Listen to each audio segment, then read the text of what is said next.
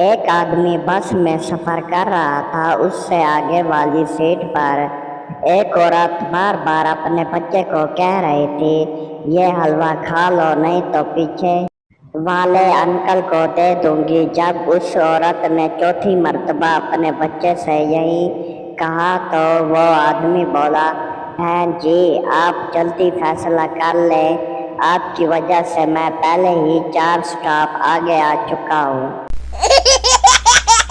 آج کل کے بچوں کو سبزی پسند نہیں تو ماں کتنے آپشن دیتی ہے، نوڈلز کھا لو، بریڈ پر جیم لگا دیتی ہوں، پیزا منگوا دیتی ہوں، اور ہماری ماں کے پاس 2 ہی آپشن ہوتے تھے، سبزی کھانی ہے یا چھتر، اور ہم دونوں ہی کھا لیتے تھے، چھتر اور پھر سبزی۔ لڑکا اپنا اوزار ہاتھ میں پکڑ کر لڑکی سے کہتا ہے، کیا تمہارے پاس یہ ہے؟